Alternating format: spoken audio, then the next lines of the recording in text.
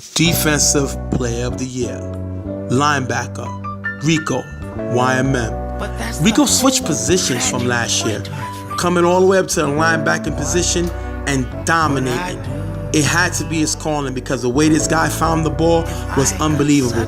Even taking 3 interceptions back to the house for touchdowns. Definitely a Defensive Player of the Year candidate. Cecil, safety / corner, generals. Cecil showed the ability to be able to cover any receiver coming down the field. He jumps out the gym and definitely can shut guys down. Very capable for a Defensive Player of the Year award. Chris, ball giver, reckless. Chris is definitely an unstoppable force. He can chase down any quarterback and times that 4 rush perfectly. Definitely a member of the Defensive Player of the Year team. Trev, free safety / corner, Browns. This is another category we seen Trev in. He's able to find the ball, and he put Puka in the back seat, carrying this Browns defense.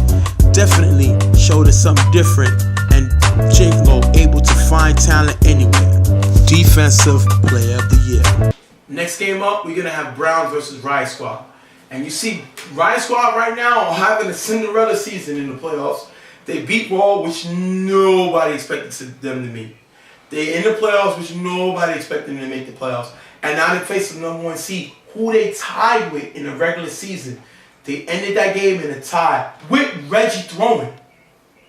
So you got to sit down and say that's wrong. Reggie wasn't throwing. Yeah, he wasn't. But once again, they faced them without Reggie throwing. But again, with quarterback is quarterback. They shut down last in the beginning of the season. Yes. So that's the same difference. They didn't have Reggie in the beginning of the season, and now they face the same Brown team who they tie with, who doesn't have Reggie again. And they may not like hearing this, but it's given, and the whole league knows it. They're not the same team without Reggie. No. They are not the same championship team from last year without Reggie. No. Not only, I'm not going to take anything away from Puka. He's not a quarterback.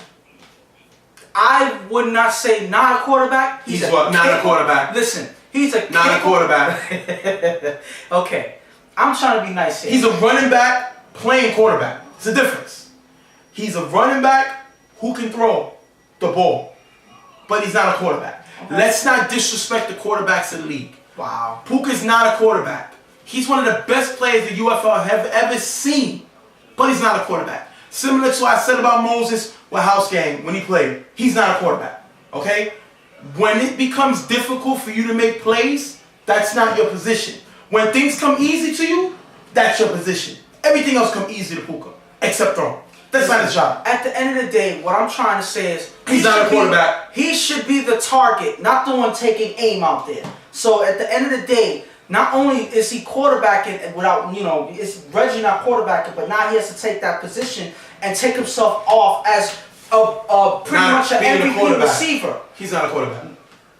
Will you get off of that already? I'm just telling you, listen, it's a spade is a spade, that being said. He's not a quarterback. He's not. Okay. And by him, when Riot saw him here, I would say, confidence went through the roof because they knew they lost that game against the Browns. They should have beat them. Yes. With Puka throwing. Now you face Puka again, all you got to worry about Puka doing is running. Because the receivers don't have the timing with him that they have with Reggie. Sometimes the receivers fall because of Puka's wind-up throw. Puka has a long wind-up throw. If you see the way he winds up, he winds his arm back, and then he makes the throw. And then he doesn't know if he wants to run or pass. That's his problem. He does not just take off. Now, when you have the other side, you have Rudy. Rudy's a quarterback. Rudy knows the problem with Rudy is he's a quarterback that doesn't look like he wants the quarterback. That's the issue. So this got to be a fun game to watch. It got to be a fun game. So pretty much, hopefully, the defenses of this team is going to give us a game because that's one thing that I could say well for both teams, that they have a solid defense on both sides of the ball. I mean, on both. I wouldn't call Riot defense solid. No, I'm going to say that they are solid. I'm not going to say that they're good. The best. Browns defense is solid. Riot defense is okay. No, actually, the Browns defense is probably one of the better ones of the league. Yes, and so Riot defense is okay. That's why I'm saying solid. We'll jump into the game. After short plays, Rudy's gonna throw a short pass to Luigi on the sideline, dropped. Next play, Rudy's gonna throw a pass to London in the middle, dropped. And then Rudy's gonna end up throwing it in the end zone, and it's gonna be incomplete, turnover downs. Yeah, that's really why I want to start off a game against the number 1 seed. 2 drops by 2 of my receivers. Great help. But again, this starts off. Is this Puka's fault? He gave them. Well, listen, this is Rudy throwing. Rudy started up the series. 2 of his guys dropped the ball. Yeah, that's what I mean. Rudy, it's his fault, and I don't think it is. A lot of times, you lose your confidence as a quarterback. And you come off with that look of not wanting the quarterback when you have receivers dropping the ball left and right. And this is not something that you want to see in the first drive. It hurts your quarterback early. Puka's going to get the ball on 4 rush. He's going to run for a short gain. Then Puka's going to run again, but he's going to fall for little gain because he's not able. Remember, we had a little snowstorm on the field. Puka's going to throw a pass to Lee. It's going to be too high, almost intercepted by Rudy. Yeah, that's going to end up turning the ball down. So let's see. Run, pass too high, almost intercepted, turnover. Yeah, that's your quarterback. Again, there's no disrespect to Puka. I love Puka's game. He's not a quarterback. And I much rather see you use Darnell to throw the ball because Puka's unguardable than you to give these guys an opportunity to feel like they can stop you by having Puka throw. You take your best weapon off of the field. I was just about to say that. The best weapon that nobody can stay with is not a quarterback. And that gives any defense that much confidence to stop you and shut you down. Because now they have a chance without the MVP person on the field. So anything can happen pretty much. Rudy's gonna get the ball back. He's gonna be sacked by Los, and on that drive, Ryan's gonna end up punting. Second time they got stopped. Puka's gonna get blitzed and run on the sideline for a huge gain in the first down. That's one thing Puka can do. He could run, and I don't understand why you just don't let Darnell throw and let Puka run the ball. But listen, Jingo's a coach, it's his call, let's see if it goes good. On 4th down, he's gonna throw the Weeds in the back of the end zone. But refs is gonna say Weeds stepped out of bounds prior to catch and turn over on down. That's not Puka. The receiver got to know where he's at on the field. He has to make the catch. He has to stay in bounds. He doesn't do it here. Doesn't help him out. And that hurts because that's pretty much the first points of the game that was taken away all because of one step. You got to make sure you know exactly where you are on the field because it causes plays like this to be overturned. And this is an opportunity lost right here. So now you're struggling even more to put even 6 points on the board. It's not looking good for either team right now. Ryan's going to get the ball and they're going to end up punting, giving it back to the Browns. Puka's going to get the ball. He's going to throw to 50, while also named Darnell in the gap. It's going to be tipped by AK and picked off by Rudy, who's going to run it near the 5-yard line. AK, he's an all-star. He's a defensive captain of the all-star team. These are the plays he made. These are the plays they need him to make. And this is why Riot went out and picked him up, because he's able to make the plays at that linebacker position. Makes a great play here to tip the ball to Rudy, getting him the ball. Now hopefully this is the spark that Riot Squad needs, because this is the opportunity here that they can take advantage of the Browns' struggling offense. That was a great play by Ock, making a play and giving Rudy a chance to intercept the ball. That's defense right there. You got to give them all the credit in the world, because this is a play that they needed. They made it here, and now they can take over this game. Rudy's going to get the ball right back. He's going to get sacked by Lowe, but he doesn't let that affect him, which we usually see Rudy do during the season. He didn't let this affect him. He's going to throw a nice pass, too easy, in the front of the end zone for the touchdown, 6-0. Riot is up, and a touchdown may be all you need, because none of your offense is good. Great pass by Rudy. And this is one thing that I can say about Rudy. When he's confident and he's making his throws, he is probably one of the more dangerous quarterbacks in this league. The only thing is that consistency is the main thing you worry about. But get him comfortable, make plays for him, get him on the field, and he's going to make plays for you when this happens here. Puka's on a 4th down. He's going to throw the ball up in the end zone. It's going to be incomplete, but it's going to be a flag on the play for pass interference in the red zone, putting them at about the 2-yard line. Was that a pass interference? I think it was. The ref said that they didn't allow the man to jump for the ball. They pulled him down. So if that's the case, then that's definitely a pass interference, because you got to give the opportunity for the receiver to go and get the ball before making a play. So with that not happening, that gives the Browns free reign to put points on the 4th down about that too. Yeah, what happens? The Browns going to end up turning over the ball on down. They're not able to score. They get stopped, taking the 6.5, 6-0. You get a pass interference. You get to the 2 1-yard line, and you still can't score. Yeah, I'm scared of this offense without Reggie. And like I said, this like pretty much we've been saying all along. This is not Reggie's Browns.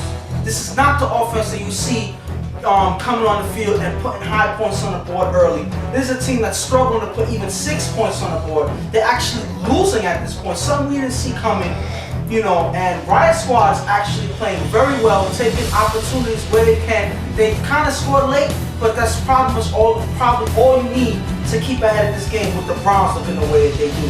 Puka's going to he's going to get the ball back in the second half. And on 4 rush, with blocking from low, he's going to run for a decent game. That's one thing Puka can do. The guy can take off. Next play, Puka's going to get blitzed by Pig, and during the run, Tony's going to dive for the tag, but it's going to look like he misses. Now we're going to have a review. We're going to have Riot challenge the play because Puka ran for a decent game. And on the review of the play, if you look here, you're going to see Tone miss the tag.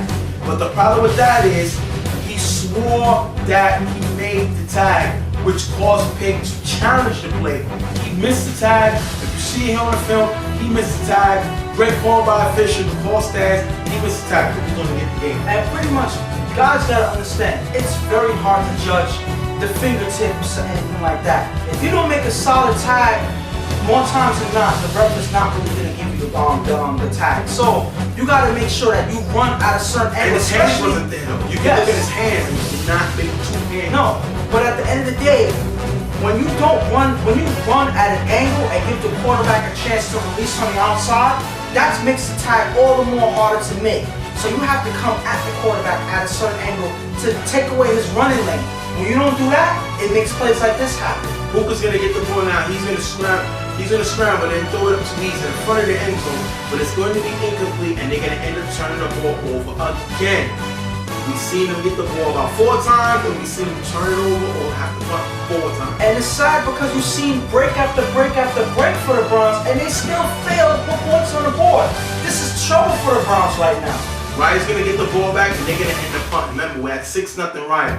Puka's gonna get blitzed and run, but get stopped by Tone for a short game. This tag Tone makes. Great tag by Tone. Puka's gonna throw the ball to Nut, but it's gonna be broken up by KC. Great play by KC on this defense. This team is hyped, and they're not scared of this Browns offense. The next down, Puka's gonna throw it up to Weezer across the middle, but Weezer's gonna be able to get the first down.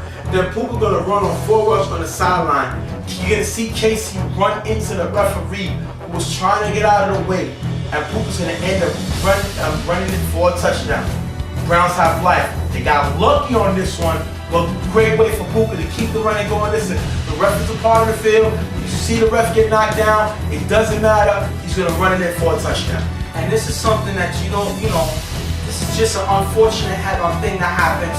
The ref does get into the play. Sometimes it happens. It's not necessarily anybody's fault, but sometimes you gotta prevent things like this from happening. Puka shouldn't be running for 20, 30 yards on each play. So my point is, you give Puka the gap to run, he's going to take off. Even though the ref got in the way of that play, he shouldn't have gotten all that yardage in the first place. So you gotta take some blame if you're Riot Squad. He shouldn't have made it at that position in the first place. Rudy's gonna get the ball back. He's gonna throw a pass to Weez for a short game.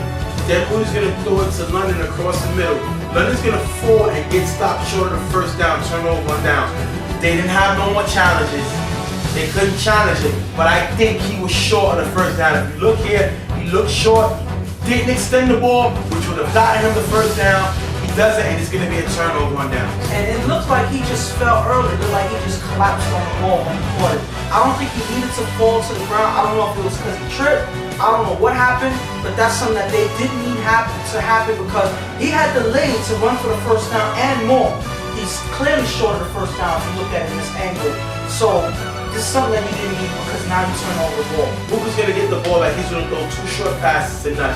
Then Puka's gonna get blitzed but sacked by Pig. Pig finally getting involved. Great play by Pig to sack Puka. Puka's gonna scramble with blocking from low and throw a pass. Who's gonna stay inbounds in the back of the end zone for the touchdown. 13-6. Great play. And this was a good throw by Puka. You've been saying all day that he's not a quarterback, he's not this, he's not that, but he's able to make the one throw that they need in this game to put them up in this game. Listen, a broken clock is right twice a day.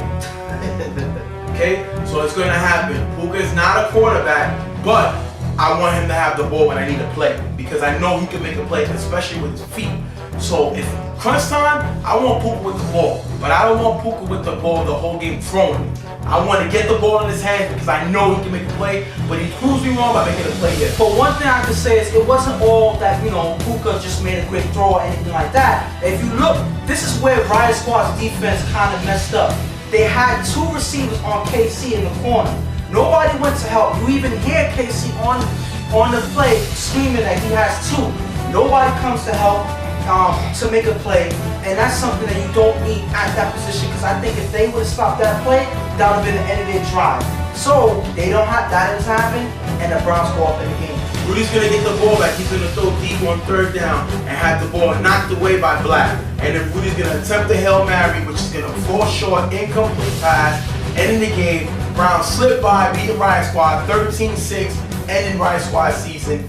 Great play by the Browns to come through with a win, a lucky win by the Browns. They pretty much just willed this game, pretty much. They didn't play great. They didn't play shutdown defense. They didn't do none of that. The offense struggled throughout the game. Just late in the game, they got a few breaks, and they was able to make one good play, taking advantage of Riot Squad's bad defense on one or two plays. So I feel like that was a difference maker in this game. It was a close back and forth. But the Browns pretty much willed this battle and they won. And that's going to end Riot Squad's season. I mean, they had a decent season. They didn't play well a few games. They ended up sneaking into the playoffs, making some noise, winning in the first round, beating the number 2 seed. And, I don't think they got anything to hold their head down. They need to make a few more pickups. They picked up Weeze, who gave them a little bit of spark. Ott played lights out, made the all-star team. And LJ, I don't think he gave him enough. Great guy throwing the ball off, but he could have gave him a little more, especially in the tight end position. So I would give that whole move maybe a C+, maybe a low B. Yeah. With the whole bringing over the 3 guys, I mean, honestly, that's a decent grade in my book because without Ak alone, I think this is a different team. Yeah. Because Ak played shutdown defense this year. He did his job. He did what he came in to do. Even against your judgment in the beginning of the season. You said that he was on the way down. Yeah. You said that he was pretty much on the decline. He's not a cover guy. He drops a lot of interceptions. He caught a couple of them this year. So he kind of, went against your criticism and he showed that he still has it no matter what team he plays on. And he was showing that it was a mistake to let him go, talking about the violators. Well, that's going to end their season anyway. And Riot Squad, I think you got to say, this is how they look. They look pretty good celebrating with the win against Raw. But then when the clock strikes 12, Cinderella has to go right back to the way things are, and this is how they look now. So I guess they had a little bit of the Cinderella thing on their team R&R. I wouldn't really call it rest and relaxation. I would just call it Cinderella season ending. And as you can see how they don't look too happy about that. No, because this is something that you would say not once in a lifetime, but it's something that you don't expect to happen, and you want to take full advantage of it as long as you can. That's like a dream that you never want to end. But eventually it does and you wake up, or like you said, the clock struck 12 and the spell wore off. And then the male version of Cinderella, basically. Pretty much, their suits and their tuxedos turned into rags and cloth. So because that's pretty much what they were. Yeah, because... What? Pretty much, listen, they was playing with the house money. Nobody expected them to do anything. But then this was an opportunity that they should have beat the Browns. So you won the game that you were supposed to lose, and then you lose the game you were supposed to win. Because they should have won this game. Yes, the situation with the ref, that's fine, but they should have been able to score points against this Browns defense when you have Puka playing both ways, and they didn't. You got to look at situations like that. Were they going to only win with 6 points? No. You knew the Browns were going to score points. So at the end of the day, sometimes Cinderella has to wake up, and I guess that's what's happened with Ryan. Well, the spell doesn't last forever. We all know that. So hopefully they can look at this season and build on this because they have something good going. Yeah. They just have to add a few pieces to it. Rudy needs to step up in the quarterback position. He has so much talent that we haven't seen this season. He has so much untapped potential. But at the end of the day, he has to have that confidence to will his position and to say, you know what, this is my game. I'm gonna play it to the best of my ability. He needs a downfield receiver too. Yes, he needs does. Somebody that can stretch the field. Yeah, he doesn't necessarily have that. And I feel like if they add those pieces to his game, I feel like they're that much more dangerous. Because now you have to worry about the receiver stretching the field, and now not only can he go underneath the tone, he can hit pig in the gap. He can run. Yes. Because the defense is stretched out. They didn't have that, so the safeties played up. Yes. And it kind of stopped Rudy's running. Yes, and the thing about it is Rudy's pretty much the most dangerous running quarterback in this league. I would say, even though he had a lackluster season this year, he's still a quarterback that you know can take off at any given time and has moves out there that some people cannot even react to. So my point is, adding a downfield receiver to that game with the running from tone, there's a lot of things that they can do with that. So I feel like if they add that, they'll be that much more dangerous. I think Rudy is the best downhill runner in the league. Running straight ahead, he's the best because he got turn-up speed that's unbelievable. The best cutback quarterback running will have to be Hook. Yes. He's the best. And the best stutter step, the guy who can stop on a dime and go, would be Watt. So those are the three type of quarterbacks we have. One with straight speed, one that can shake you left or right, one who can stop on a dime and still make a throw. So that's amazing, but none of them has been successful.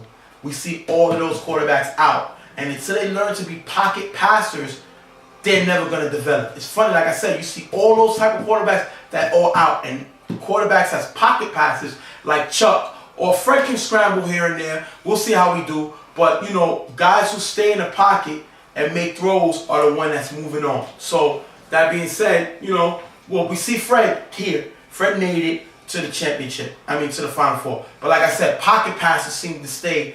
And guys who usually run around a lot seem not to make it because you can only run for so long. And that clock kind of gets longer, shorter in the playoffs. That being said, that's going to end Ryan Squad season. The Cinderella season is over. Browns move on. Quarterback of the year. Quarterback, Fred. Violators. Fred played great this year. Definitely keeping up with the best in them, leading the team undefeated. Definitely a quarterback of the year candidate. Chuck, quarterback, Carver Mob. When you put up 24 touchdowns in the season, definitely you should be up there for this award. Chuck kind of got sacked a lot this season, but like I said, 24 touchdowns is nothing to sneeze at. KC, quarterback, Raw. KC definitely deserves to be up there because of his style. He's not a downfield guy. He's a guy who can scramble, a guy who can take what you give him, and a guy who can score and not make mistakes. Definitely a reason for him to be in this category. Reggie, quarterback, Browns. It's going to be hard for Reggie to win this award, but he definitely earned his way up. He wasn't there in the beginning of the year. He picked up towards the middle and was able to lead the Browns to a #1 seed. Great playing by Reggie. Quarterback of the year.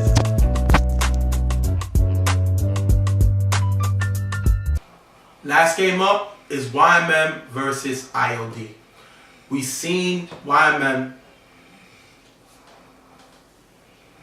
I wouldn't say be what we expected them to be. They started off slow, then they picked up, and they end up turning around, playing great like we didn't expect them to play. And IOD is IOD. They didn't look as dominant defensively, but now they've been picking it up the last few weeks, especially with that slaughter that they did to the Gunners in the first round. And now these teams, they got a little chemistry, they got a little history, and now we're going to have to see a matchup. I feel both of these teams have one difference maker that made a difference towards the end of the season and in the first game of the playoffs. On YMM side, it was Nelson. Nelson was pretty much lights out in the last couple of games of the season. He has some of the best numbers in the league for a quarterback. Yep. So that was probably the biggest improvement we've seen in one season from a quarterback. So Nelson, great job. You've led your team here. It could have been a lot worse. You didn't give up. Your team rallied around you, and you had a great performance leading to this point. And on the other side, I feel the difference maker for the IOD was Gill. Gill in the middle on their defense has been the difference maker. You didn't expect him to play so well this season, knowing that he had an injury in the beginning of the season. But he's been playing great defense. He has a couple of interceptions this year, ran a few back, and he's been the main guy to shut down, pretty much getting the Browns' head, the Gunners' head in the last game to get them over the top in that blowout win. That being said, we're going to jump right into the game. On first down, Nelson's going to get blitzed, and he's going to rush a pass to Brandon, and it's going to be picked off by Gil, the guy you were just talking about. On first down, Nelson turns the ball over because of the blitz. Sometimes you got to take the blitz, take the sack, he does it, makes a force, and gives it right back to Iowa. And this is not a mistake that you want to see early from Nelson, who's been playing well up to this point. So don't wait until this point, but he does, and he throws an interception, being rushed on the blitz. That blitz, I think, is pretty much going to kill them all game. So they have to do something to stop it early. Slash is going to throw a short pass to Brandon from IOD. And then Slash is going to get blitzed by Jesse, throws deep to Jesus, and it's going to be incomplete. IOD is going to end up punting. Now Nelson gets the ball back. He's going to get blitzed by Gil and does not throw to a wide open Josh, runs and gets sacked by Gil. It's like right now Nelson does not know what he's doing. The blitz is kind of throwing him off. We're going to see how the rest of that goes. Nelson's going to throw a pass to Bones in the middle. Then he's going to throw a nice pass to Jeremy across the middle for a nice game. Then Nelson's going to throw short to Rico, moving the ball. Great movement of the ball by Nelson. Then he's going to throw the pass to Jeremy in the back of the end zone. It's going to be knocked away by Brandon, turning over the ball, giving the ball back to IOD. Off and not, IOD gets the ball. He gets through that sacking early in the drive. He starts moving the ball, but then eventually the offense just stagnates when they get close to the end zone. That's something that they have to clean up, because this is not something you want to have repeated drives on turnovers like this, because they're not going to win this game now. On third down, Slash is going to throw deep to a wide open Coastal for a huge gain in the first down. Then Slash is going to find Coastal wide open in the corner of the end zone for a touchdown. Terrible defense by linemen, leaving them wide open. Can't do that, especially in the playoffs. 6-0. And that was a pass you expect Slash to make, so you don't give them that much space to make a play like that. Slash makes it with ease, finds Costa in the end zone, and now they're stepping ahead. Wyman is missing the opportunities and giving IOD a chance to step ahead in the game. Nelson's going to get blitzed by number 20. He's going to throw a deep pass to Mike, and it's going to be tipped by Andy, almost picked off. We see the blitz throwing Nelson off. He's not looking like his calm self. There's a lot of pressure coming, and he looks like he's folded a little bit under the pressure. He's going to end up throwing a nice pass to Rico in the middle, and then follow with a nice pass to Josh, to Just, but it's going to be incomplete. Bad throw. I don't know if it was much of the throw. I think it was a little low. You got to get the ball to the receiver, but I think the blitz is throwing him off, that he's rushing the throws. Then he's going to throw a screen pass to Brown, who's not ready, and it's going to hit him in the head. Yeah. Incomplete. But that just shows the whole atmosphere of the offense. They're not in this game. They're not picking up the blitz. Nelson does not look confident the way he has in the past couple games. I think this is trouble for them, because they're not getting anything done. So something needs to happen, and it's happening fast. Nelson's going to throw a short pass to Jesse, who's going to end up dropping it and turning over the ball. Not looking good for this YMM team. Remember, IOD's up 6-0. Slash is going to throw a pass to the IOD's Brandon, but it's going to be picked off by Jeremy. This is what Jeremy's done all year. Great play, keeping it going in the playoffs. And it doesn't matter what team he plays against, no matter what quarterback he faces, he makes a play on the ball. This is something that they need. Jeremy's so committed, has been so consistent throughout the year, and this is something that they need, because they can come ahead because of Jeremy's great play on defense. Nelson's going to get the ball back. He's going to get blitzed by number 20 and throw a short pass to Rico for a short gain. Then Nelson's going to get rushed by Costa. Costa runs right through Jesse, you see it here, and sacks Nelson. Usually Jesse's one of their strongest guys. If Costa can get through him, then Jesse don't look like he's going to have a good game. Nelson's going to throw to Jeremy in the gap, but the pass is going to be dropped by Jeremy. Takes us into the halftime, 6-0. Not looking good for the Wyoming team, especially Jeremy dropping passes. And the sad point is, they have IOD to 6 points, so you would think that they would do something to challenge him in this half, but they didn't look good at all. So at the end of the day, they held him to 6 points, which is not bad of a job, but we need to get something done on offense. If you're not going to playoff games, putting up 0 points in the first half. Slash is going to get blitzed in the second. He's going to get the ball blitzed by Mike. He's going to scramble, find Costa in the gap for a nice game. Remember, they're only up 6-0. Slash is going to throw a nice pass to Ace across the field to get to the red zone. Then Slash is going to scramble and get sacked by Bones right before he gets the pass off. Great play by Bones. We didn't hear his name a lot this game. He was going to make a play here. Slash is going to throw a pass away in the end zone. It's going to be turned over and down, giving the ball back to Wyman. Remember, Wyman is only down 6-0. Nelson's going to throw a nice pass to Jesse in the middle. And then Nelson's going to throw a deep pass to Bones, who's wide open, but Bones is going to fall and make the play incomplete. Nelson's going to get the ball and throw a short pass to Jeremy, which is going to also be incomplete, turning over the ball, giving it back to ILD. And we heard Wyman yelling at each other, arguing, going against each other right now. That's not what you want to do at this part of the game. But at the end of the day, if you look at this drive, that was not anybody's fault. He found Bones open in the end zone. Bones fell. You know, of course, the terrain is bad. The snow is there. You lose your balance. It happens. You don't blame Nelson for that. You don't come and fall apart at this point in the game when you're holding ILD to 6 points. This is not something that you need now because you're still in this game. Slash is going to get the ball. He's going to throw a deep pass to Joel, who's wide open. Joel's going to bobble the ball, but he's going to make the catch. 12-0 ILD stretching in lead. And this is what happens when you start falling apart. Now your defense has pretty much been playing well all game. Now they give up a deep pass like that. So when you hurt each other on defense, on any part of the team, it affects everyone else's game. It happens here, and they leave this guy wide open to put them up 12-0. Nelson's going to get the ball back. He's going to throw a nice pass to Jeremy. We're going to see Jeremy drop another pass. Nelson's going to get the ball and throw to Brandon for a few yards. Then Nelson's going to get blitzed by 20. He's going to pitch the ball to Lulu, but it's going to be incomplete. Nelson looks like a deer in headlights right now. He's going to have nice blocking by Rico and run to the 5-yard line, but it's going to be a turnover. Giving the ball right back to ILD. Slash is going to run the ball to kill the clock, ending the game 12-0. Wyman is out. Can't score points against ILD. And the thing about it is, right when they had the opportunity, they start attacking each other. Forgetting that their opponents is ILD. They attack each other, which they usually do at this point in their season, in the playoffs. Why wait till now? Stay together. Y'all been doing it when Nelson looked good. You're supposed to stick with your players when there's good and when there's bad. Because that's what keeps you in the game, and that's when you get the opportunity to step up in the game. When you start attacking each other early, it leads to losses like this. They need to learn their lesson already. ILD moves on. That's going to end YMM season.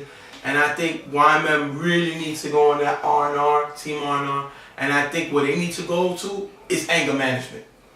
Because this team stays on each other if they win or lose.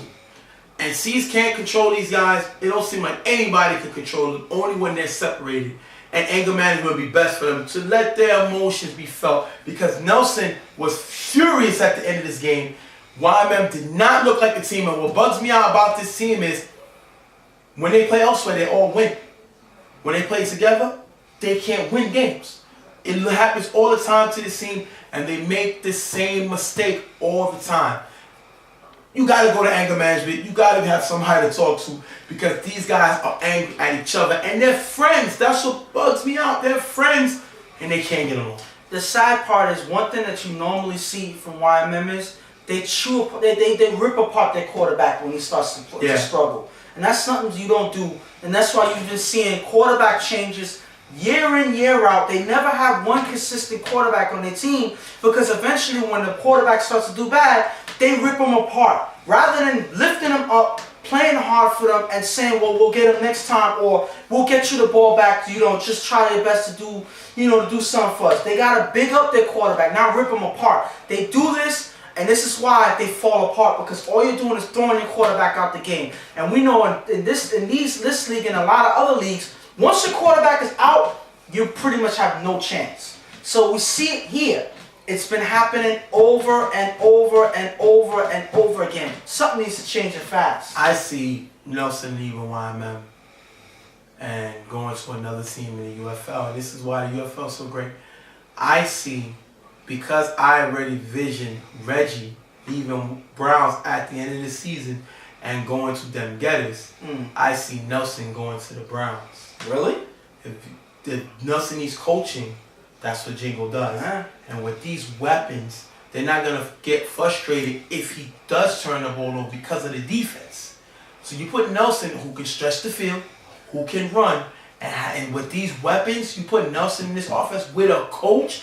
If Nelson buys into Jingo's system, that's a big pickup.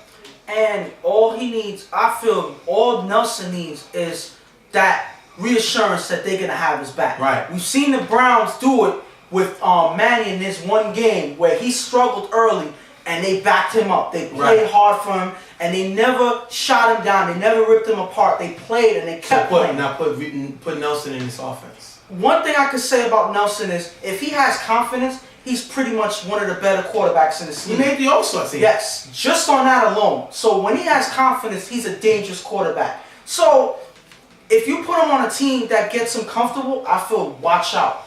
The YMM needs to give their quarterback, whoever it is, the opportunity to correct his mistakes. You cannot chew him apart. They need a veteran. Yes. They need a veteran quarterback. They had Fred from the Rays before. I would think that was a great pickup for them to try to go get him back. But he says he's not. He don't think he's going to play with the team again. They need a veteran quarterback. If they could get a veteran quarterback to come in, they'd be good. Especially you put Rico back to offense who can stretch the field. Jeremy back who can stretch the field. Bones who can jump over anybody in the league. You get them a veteran quarterback that can get these receivers the ball. Watch out. Then you put Reggie on them getters because they got weapons. They just need a veteran. And then you put the youth that the Browns need into their quarterback, which would be Nelson. Wow! There's a lot of interesting things that can happen. And I just started it for you. Wow! Well, you always start. Those are some great quarterback changes. Listen, at the end of the day, it's not about loyalty. You're here to play football and have a good time. And, bro, pretty much if you're not Reggie got some left, and I don't see Jingle staying with Reggie past the season. I don't see Reggie staying with Jingle past the season. So Reggie still wants to play. But at the end of the day, if you're not having fun, then there's no point in playing. Yeah. At the end of the day, it doesn't matter who you're playing with. If you're not having fun, it doesn't matter who you're playing with. You should go out there and have fun. And if you're not, then what's the point in playing? If you have to switch teams in order to have fun, do it. So be it. One, we never shy from it. We love that. But at the end of the day, it's all about you. And if you enjoy the game, you play at the team that gives you that enjoyment. And that's all it takes. Make that decision. You know, maybe it's better for you. Hopefully they do. Hopefully. After they finish anger management. Yeah, because they do. Nelson included. Sometimes he falls apart. Sometimes. Definitely Jeremy. Yes. Rico has lost it all this year. Yes. Even though he may win the Defensive Player of the Year, he lost it all year. That's going to pretty much end their season. That's going to end our show. Put a little spark to it. ILD versus the Browns. Number 1 versus number 3. Violators versus Carver. Number 1 versus number 2. That's going to be interesting. Hopefully you saw the categories of award winners, the candidates. And we're going to see you next week. We're going to put all the show together because we have the Final Four in the morning, championship in the evening. We're going to put everything together with the All-Star game. And that's going to end us next week. Hopefully you enjoyed your time here today. We glad you was here with us today. And I'm Stephen J. And I'm Ghost. And we're going to see y'all next week at the Final Four and the championship. And we should be live. Real Tough Talk is going to be live at the championship game. I'm excited.